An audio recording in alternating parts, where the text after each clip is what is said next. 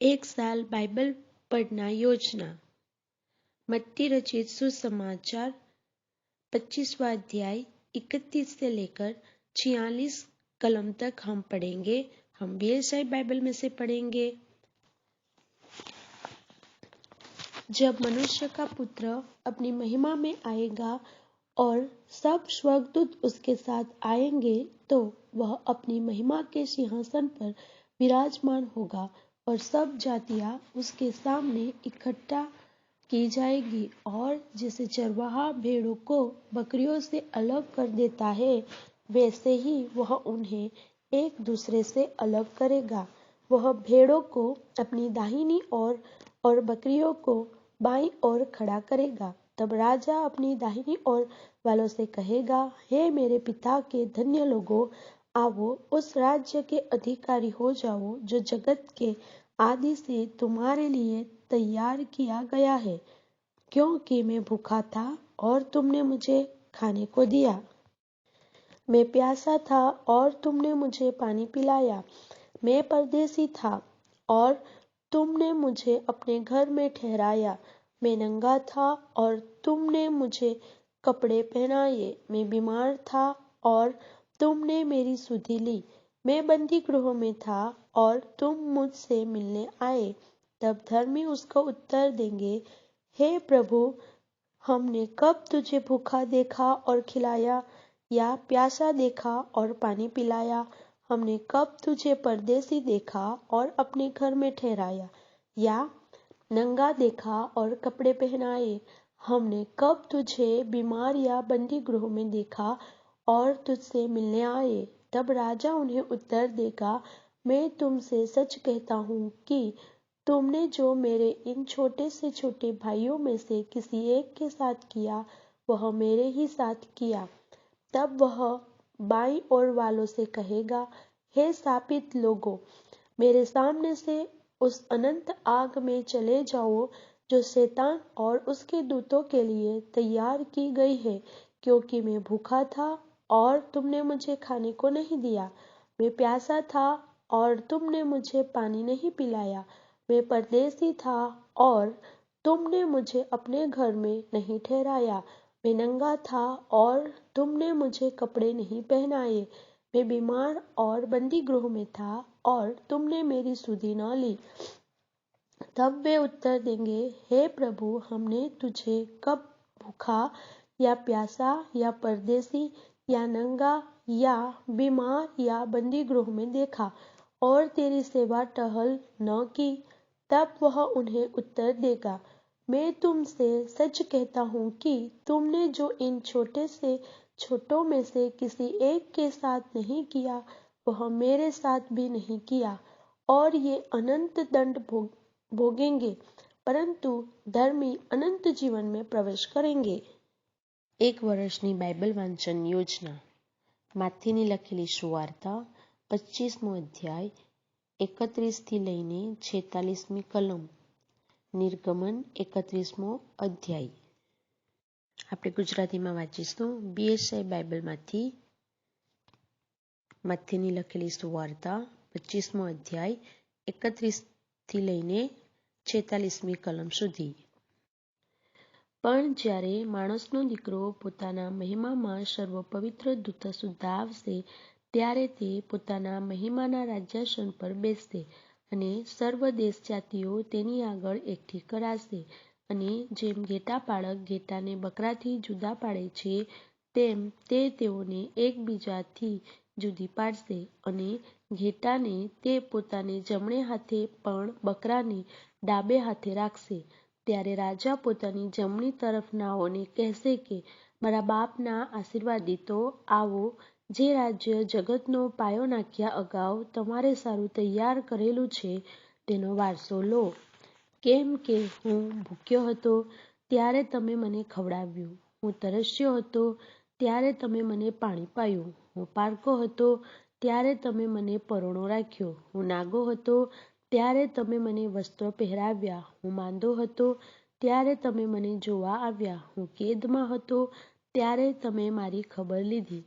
ત્યારે ન્યાયીઓ તેને ઉત્તર દેશે કે, પ્રભુ, ક્યારે અમે તને ભૂખ્યો દેખીને ખવડાવ્યું અથવા તરસ્યો દેખીને પાણી પાયું?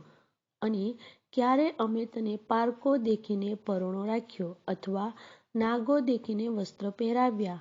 અને ક્યારે અમે તને માંદો અથવા કેદમાં જોઈને તારી ખબર લીધી? ત્યારે રાજા તેઓને ઉત્તર દેશે, હું તમને ખચિત કહું છું કે આ મારા ભાઈઓમાંના બહુ નાનાઓમાંથી એકને તમે તે કર્યું એટલે તે મને કર્યું. પછી ડાબી તરફનાઓને પણ તે કહેશે કે, ઓ શાપિતો, જે સર્વકાલિક અગ્નિ શૈતાન તથા તેના દૂતોને સારું તૈયાર કરેલો છે, તેમાં તમે મારી આગળથી જાઓ. કેમ કે હું ભૂખ્યો હતો પણ તમે મને ખવડાવ્યું નહીં, હું તરસ્યો હતો પણ તમે મને પાણી પાયું નહીં, હું પારકો હતો પણ તમે મને પરોણો રાખ્યો નહીં, નાગો હતો પણ તમે મને વસ્ત્ર પહેરાવ્યા નહીં, માંદો તથા કેદમાં હતો પણ તમે મારી ખબર લીધી નહીં. ત્યારે તેઓ પણ તેને ઉત્તર દેશે કે, પ્રભુ, ક્યારે અમે તને ભૂખ્યો કે તરસ્યો કે પારકો કે નાંગો કે માંદો કે કેદમાં દેખીને તારી સેવા નહીં કરી? ત્યારે તે તેઓને ઉત્તર દેશે, હું તમને ખચિત કહું છું કે આ બહુ નાનાઓમાંથી એકને તમે તે કર્યું નહીં એટલે તે મને કર્યું નહીં. અને તેઓ સર્વકાલિક શાસનમાં જશે પણ न्यायियों सार्वकालिक जीवन में जैसे। 1 साल का बाइबल पढ़ना योजना हम हिंदी बाइबल व्यवसाय में से पढ़ेंगे। निर्गमन 31वां अध्याय। फिर यहोवा ने मूसा से कहा, सुन, मैं उरी के पुत्र बसलेल को, जो हूर का पोता और यहूदा के गोत्रों का है, नाम लेकर बुलाता हूँ, और मैं उसको परमेश्वर की आत्मा से, जो बुद्धि, प्रवीणता और ज्ञान और सब प्रकार के कार्यों की समझ देने वाली आत्मा है, परिपूर्ण करता हूँ, जिससे वह कारीगरी के कार्य बुद्धि से निकाल कर सब भांति की बनावट में, अर्थात सोने, चांदी और पीतल में, और जड़ने के लिए मणि काटने में, और लकड़ी पर नक्काशी का काम करे।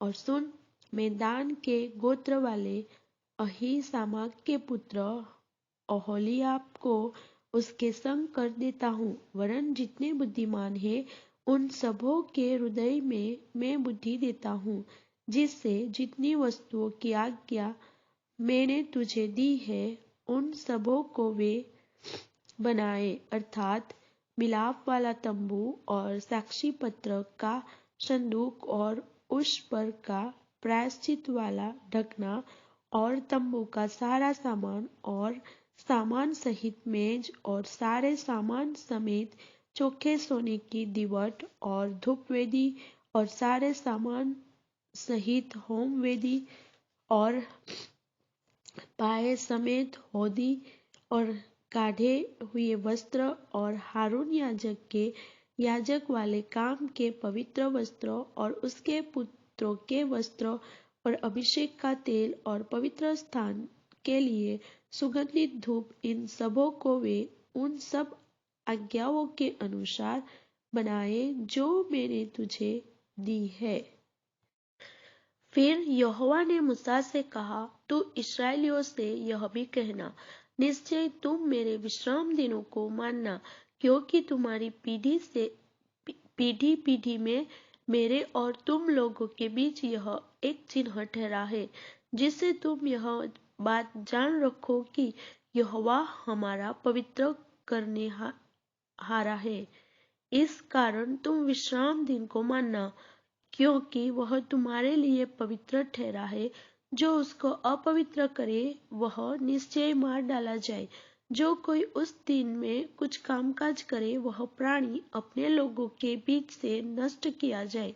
6 दिन तो काम काज किया जाए, पर 7वां दिन परम विश्राम का दिन और यहोवा के लिए पवित्र है। इसलिए जो कोई विश्राम के दिन में कुछ कामकाज करे वह निश्चय मार डाला जाए। इसलिए इस्राएली विश्राम दिन को माना करे, वरन पीढ़ी पीढ़ी में उसको सदा की वाचा का विषय जानकर माना करे। वह मेरे और इस्राएलियों के बीच सदा एक चिन्ह रहेगा, क्योंकि 6 दिन में यहोवा ने आकाश और पृथ्वी को बनाया और 7वें दिन विश्राम करके अपना जी ठंडा किया। जब परमेश्वर मूसा से सीनै पर्वत पर ऐसी बातें कर चुका, तब उसने उसको अपनी उंगली से लिखी हुई साक्षी देने वाली पत्थर की 2 तख्तियां दी। 1 વર્ષની બાઇબલ વાંચન યોજના। ગુજરાતી બાઇબલ 2 વિષયમાંથી વાંચીશું। નિર્ગમન 31મો અધ્યાય। અને યહોવાએ મૂસાને કહ્યું કે, જુઓ, યહૂદાના કુળના હૂરના દીકરા ઓરીના દીકરા બસાએલને મેં નામ લઈને બોલાવ્યો છે, અને બુદ્ધિ તથા સમજણ તથા જ્ઞાન તથા સર્વ પ્રકારના કળા કૌશલ્યની બાબતમાં મેં તેને ઈશ્વરના આત્માથી ભરપૂર કર્યો છે, એ માટે કે તે હોશિયારીથી નમૂના તૈયાર કરે, ને સોનામાં તથા રૂપામાં તથા પિત્તળમાં તથા જડાવને માટે પાષાણ કોતરવામાં તથા લાકડામાં નકશી કોતરવામાં તથા સર્વ પ્રકારની કારીગરીમાં તે કામ કરે। અને જુઓ, મેં દાનના કુળના અહી સામાકના દીકરા આહોલી આપને તેની સાથે ઠરાવ્યો છે, અને જે બુદ્ધિમાન છે તે સર્વના હૃદયોમાં મેં બુદ્ધિ મૂકી છે, એ માટે કે મેં તને જે આજ્ઞા આપી છે તે સર્વ તેઓ બનાવે, એટલે મુલાકાત મંડપ તથા સાક્ષ્યકોષ તથા તે પરનું દયાસન તથા મંડપનો સરસામાન તથા મેજ ને તે પરની સામગ્રી તથા તેની સામગ્રી શુદ્ધ દીપવૃક્ષ તથા ધૂપવેદી તથા તેની સર્વ સામગ્રી શુદ્ધ યજ્ઞવેદી તથા હોજ ને તેનું તળિયું તથા ઝીણા વણેલા લુગડા તથા યાજક પદ બચાવવાને માટે હારૂન યાજકને સારું પવિત્ર વસ્ત્ર તથા તેના દીકરાઓના વસ્ત્ર તથા અભિષેકનું તેલ તથા પવિત્ર સ્થાનને સારું સુગંધીદાર ધૂપ ને સર્વ સંબંધી મેં તને જે આજ્ઞા આપી છે તે પ્રમાણે તેઓ કરે।